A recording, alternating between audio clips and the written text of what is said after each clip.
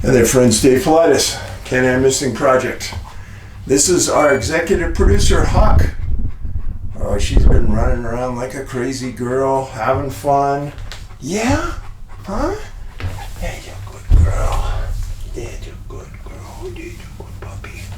Yeah, you're a good girl. She's a good girl. Yeah. Yeah. Oh, yeah. Oh, yeah, it's fun, huh? Yeah. Yeah, you're a good girl. All right, we're going to get into the show today. Hold your taters. Here we come. You know, one thing I don't talk about too often here is why people may go missing. Sometimes when I jump on a case, facts come out later that totally skew the entire story. And this is one of those cases. About 8 months ago, I did this case, and now you're going to hear an entirely different set of facts from what was originally reported. And I think it's important to get it out and to clear it up. And it involves two different facets of this man's life, his own and his son's. And what I mean by that is at the time, I never even knew the background about what was going on. And it finally came out. So it helps with the knowledge of the story. Now, for starters, people don't always disappear voluntarily, as we know. And people sometimes want to disappear. Well, Dave, what do you mean by that? Say they have a bad marriage. Say they're down on their luck, can't make car payments, can't make house payments, want to leave, start a new life somewhere else. There's all kinds of reasons. Too many to even list. Let's get into the story. The man I'm going to talk to you about today is a man named Jarrod McCollough. This is Jarrod.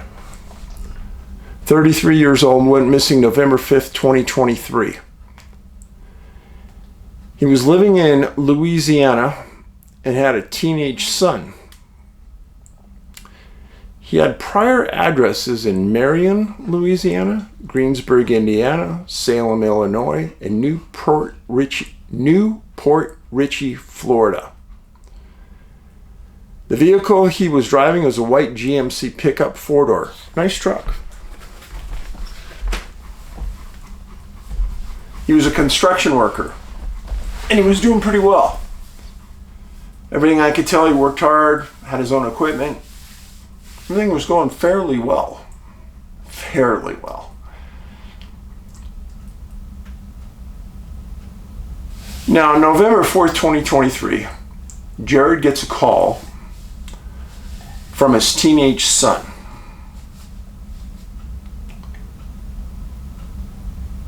In that area, 15 or 16 at the time.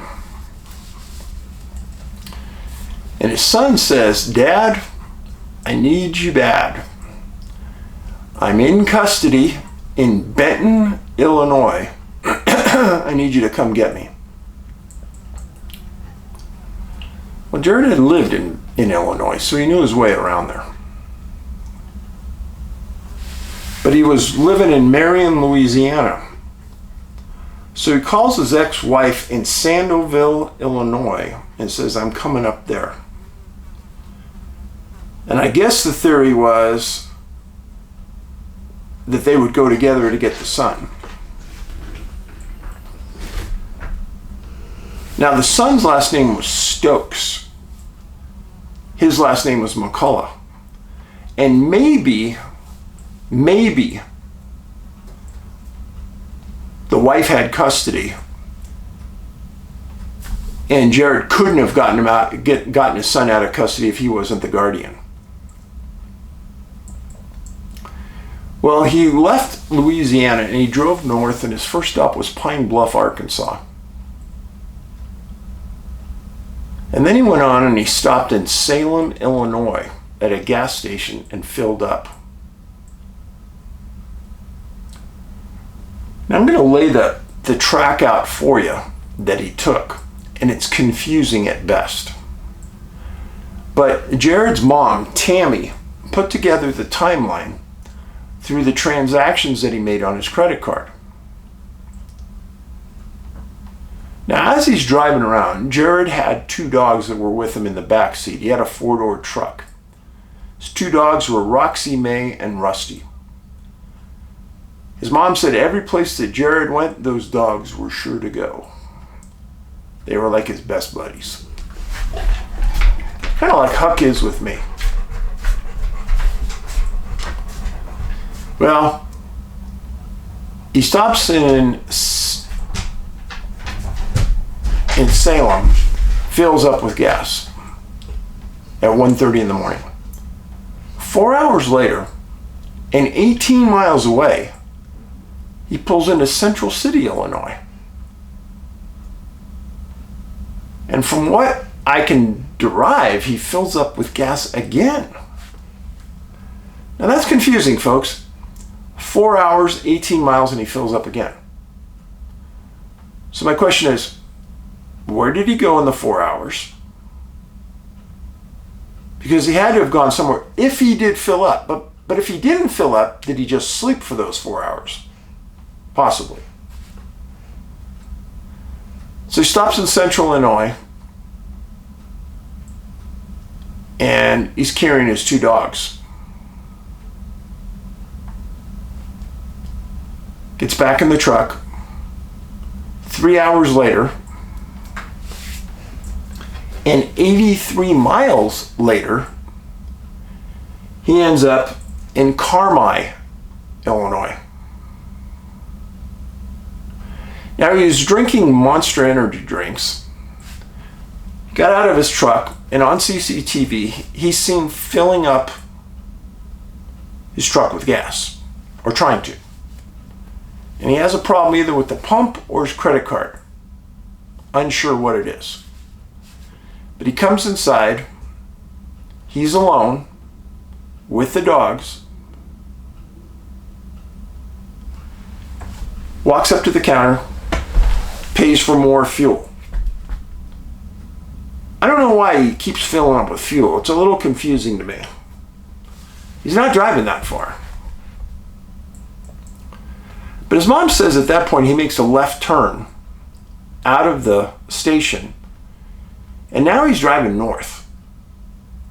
Remember, he's supposed to be going to Benton, Illinois. Not anywhere near where he's headed. Now, there were calls made on his phone and text messages that were never released. But those are highly concerning to Dave, and I'll explain later. So he drives north 49 miles to a place called St. Francisville, Illinois. And at 11 o'clock, that was the last time his phone pinged. Well, it obviously didn't run out of charge because he was in his truck. So did he shut the phone off, or what happened? But that was the last time that they were able to track him, and he didn't stop at any additional gas stations after that.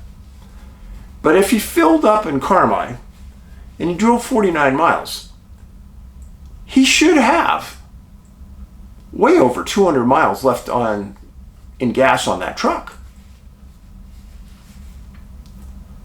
The next day, November 6th, deputies find his truck on the side of a dirt road.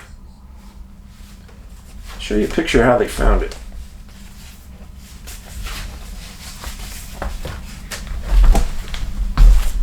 It's found just like this. Driver's side door open, passenger's side passenger's side rear door behind the driver open. And there's a box for tools in the bed. There's tools in the truck. There's a cooler in the truck. There's energy drinks that he drank.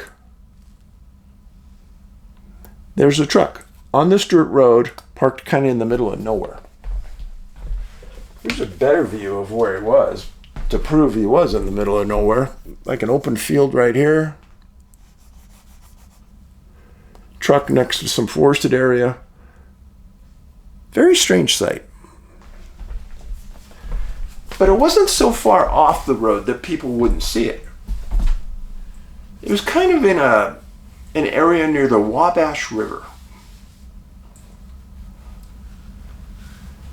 And his two dogs still in the back seat, sitting down, well behaved, polite, waiting for Jarrod to come back.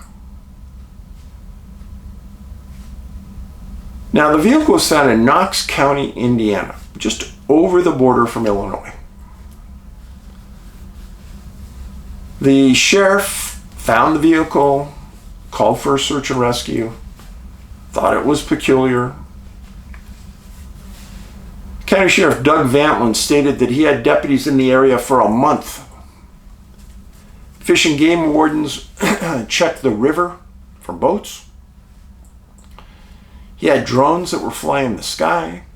He had ground pounders come in. Sheriff also said that Jarrod's boots were in the back of the truck. Presumably those were work boots and he was wearing tennis shoes.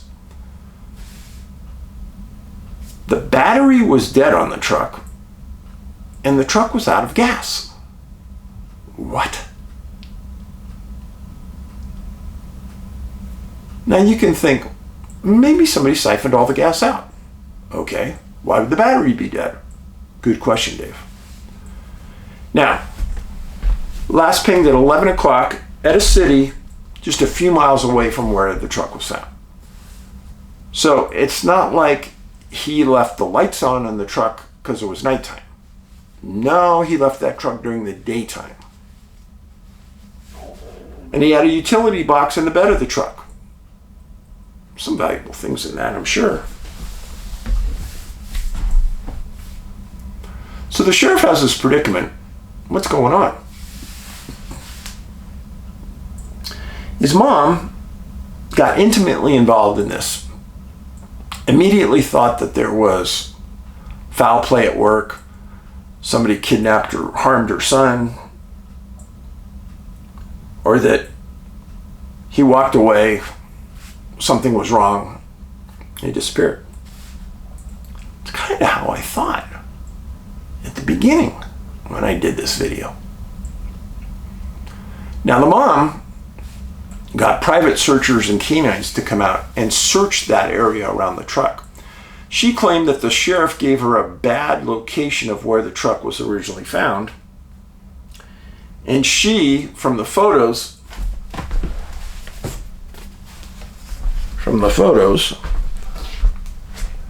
was able to determine the exact location of the truck and had private searchers and canines come in and work the area. Well, they didn't find anything. There were some innuendos that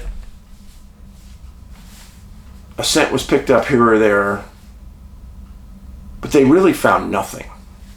Now let's go through this one more time. Now, from right here at Salem, Illinois, it's 1:30 in the morning and he pulls into a gas station. 4 hours later, and 18 miles away and off his main road course, he pulls into another gas station in Central City and gets more gas. Then he drives south 83 miles and he ends up in Carmi, where he stops in the gas and the pump goes bad on him and he has to go inside and pay with cash. Then his mom says he got off course and drove 49 miles north to St. Francisville, where his phone was last pinged. Then he had to have made almost a U-turn, go back over the Wabash River, and then park next to the river on the Indiana side where the truck was eventually found. That's the entire route. Now, where he was going was this way, over here in Benton, Illinois. That's where he was going supposedly to see his son. Now, they never said if he made it to his ex-wife's house and what those discussions were, which I think are important because she wasn't in the truck. She wasn't in the truck, and there was never any statement if anybody went to go get the son who was in custody, which is kind of important. And the mother has given multiple interviews, but never brought that up. Just said that he had to get to his son. They never said why the son was in custody.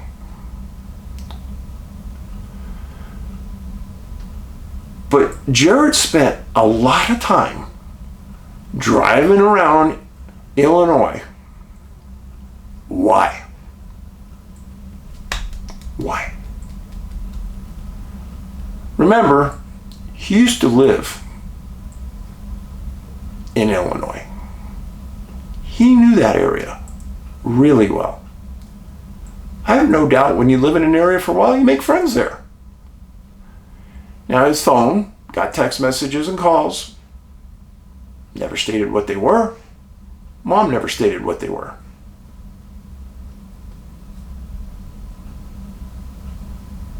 But remember, his destination was way over on the west side of Illinois, right near the Missouri border.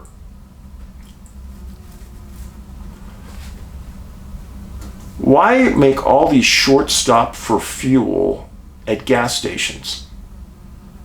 Where was he going in between these points? Who was he seeing?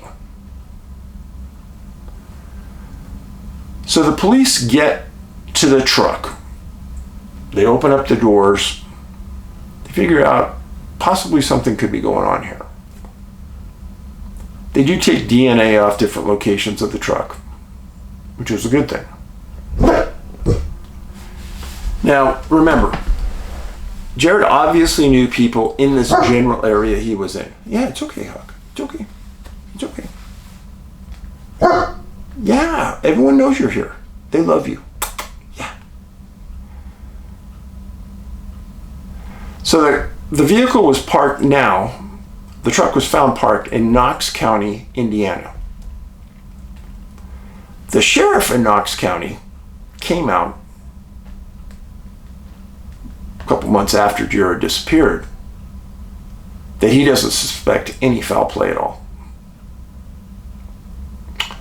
Wow. If there's no foul play, then what happened to Jarrod? Well, he went on. And this is the part that Dave never knew.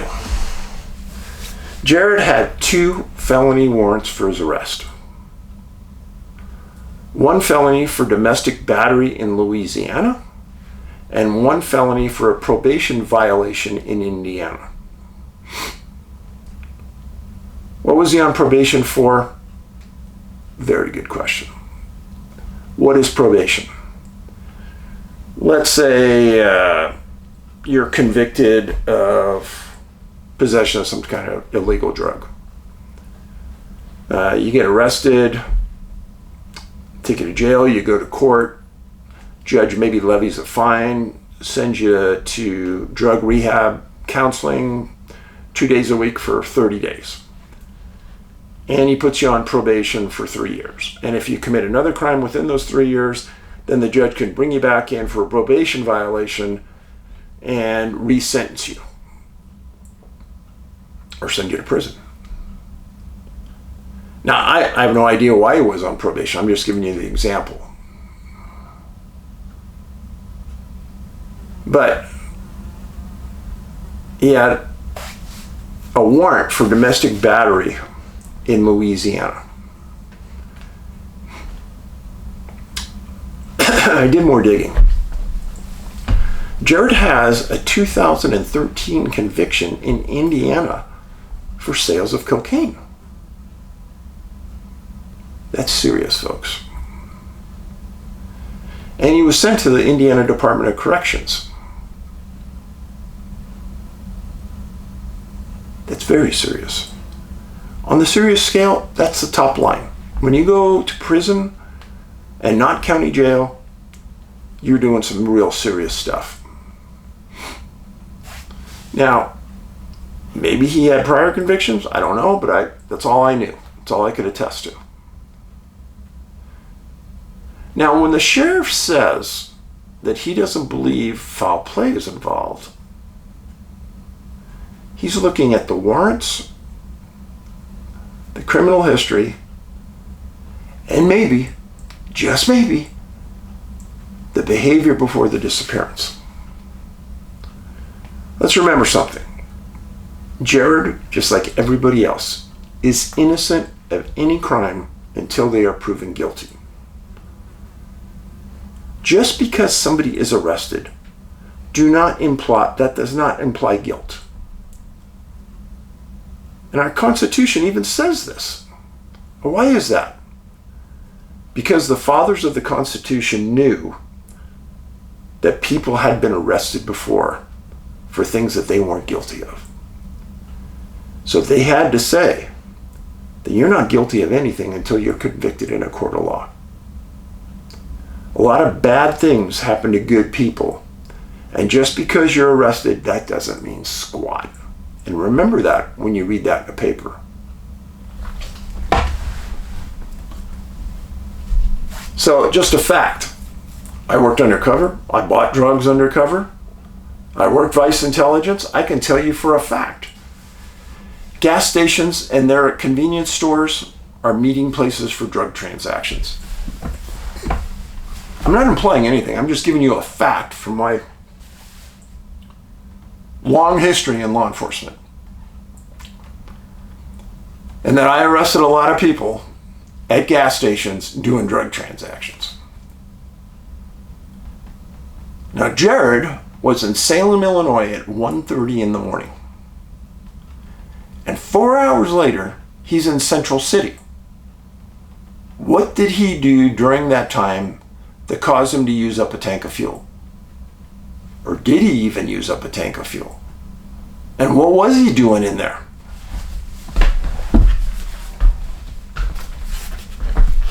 So 1:30, he's here at Salem. 18 miles later, he's off track and he's getting gas in Central City. Then he drives just 83 miles. And folks, you and I know 83 miles probably wouldn't even take up a half a tank of fuel. But he comes down into Carmi. And at 8:42, 3.5 hours later. But where was he for 3.5 hours? Because 83 miles doesn't take 3.5 hours to drive. 3 hours and 15 minutes or so. Then he drives 49 miles north and he's pinged at St. Francisville. He makes this U-turn, parks his truck. And the truck is found with an empty tank of gas. Where did he go between here and here and here? He had to have gone somewhere because that 49 miles isn't going to use up a tank of fuel.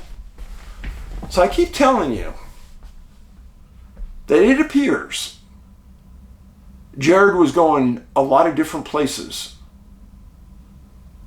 making a lot of different stops, using up a lot of fuel. And he sure as heck wasn't going to Benton, Illinois to see his son at this point. It was Jarrod. The CCTV footage shows it was Jarrod.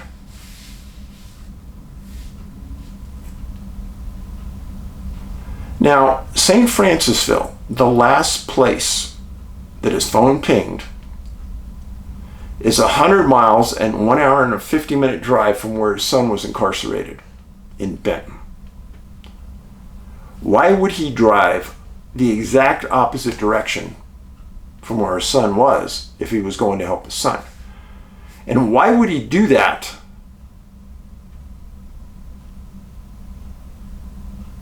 Without any reason. That doesn't make sense. There was some reason why he was making this drive and stopping in different places and going way off course. There was some reason. August 5th, 2024. Jarrod disappeared November 5th, 2023. 9 months later. East St. Louis. I'm going to read you the article of the news broadcast. The son of a man missing who vanished last year in the tri-state area has also been reported missing.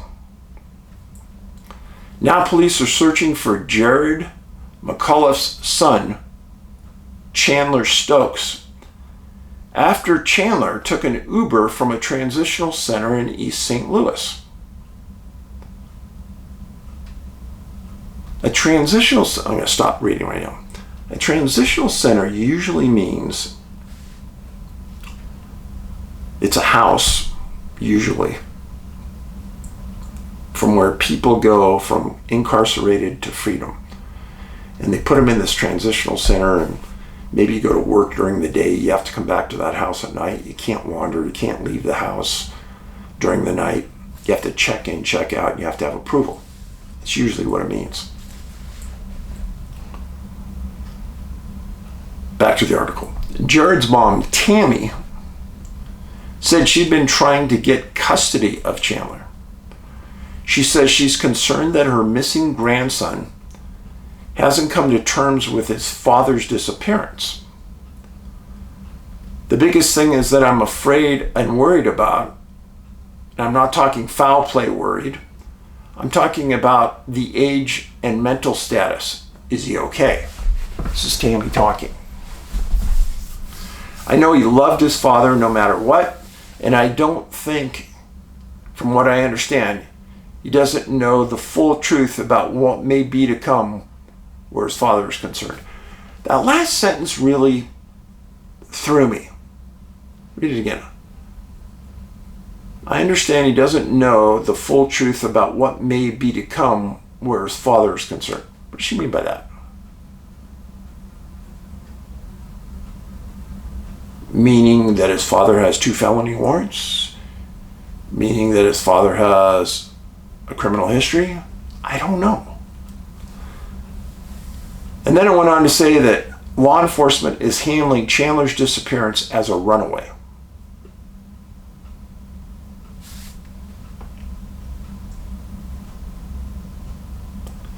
Here's my take on this. The sheriff said he doesn't think any foul plays at work involving Jarrod. Jarrod made an entire loop around this specific area of Illinois where he knew a lot of people. Is it possible that Jarrod set up his own disappearance? He had a fairly new truck. I'm guessing that truck had a pretty big loan on it. By walking away from it, he probably didn't lose a lot of money that he had invested in that truck. Just saying. So walking from the truck wasn't a big financial hit. He obviously had money in his pocket because he paid cash for gas at that one station in Carmi.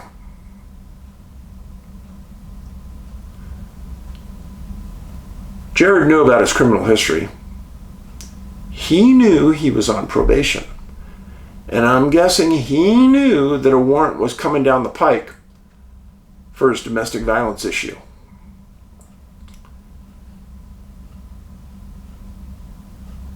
He lived in a lot of different places. What better cover for hiding than a man and his son? When I see a father and a son driving around, I usually don't think of crime, right? So Jarrod having his son with him would be great cover to avoid police bothering him or detection. They never did find his wallet. They never said if credit cards, bank accounts have been touched. They haven't said that. Now, what if Chandler took an Uber to meet his dad? And Chandler is now living with Jarrod. Interesting, isn't it? I looked online to see if Chandler had been found, and I couldn't find anything stating that he had. Same as Jarrod not being found.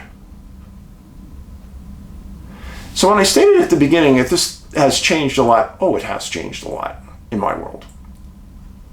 I think there's a lot more to this story than what was originally printed. And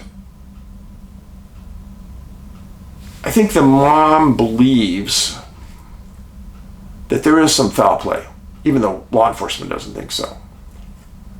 But they gave it a good search. And mom gave it a good search when she had private searchers to go in and look, but they didn't find anything. The possibilities? Why would Jarrod be involved in foul play? Question, was he still dealing drugs? All these stops that he made were there stops that he made to sell drugs, meet people, buy drugs. I have no idea. I'm just asking out loud, and I'm not accusing. Except when somebody has a conviction for something, you'd have to be an idiot to ignore it. Just saying. I really do hope that Chandler's okay and Jarrod is okay. I hope they're living together and they're really happy.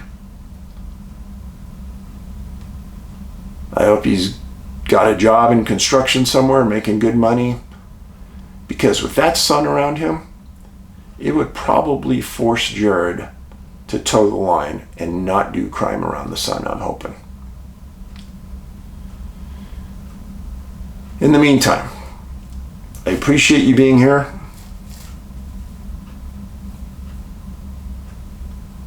I hope I don't upset the mom. I hope your son is okay. Really do. And under the auspices of what I outlined, my possibility is a better possibility than yours. That foul play took his life somewhere. I hope he's okay. Thanks for being here. Remember, this is the kindness revolution. I want you to be a critical thinker. I want you to pick out these things yourself. Be kind. Be safe. And Huck is out for the count. Paulides out.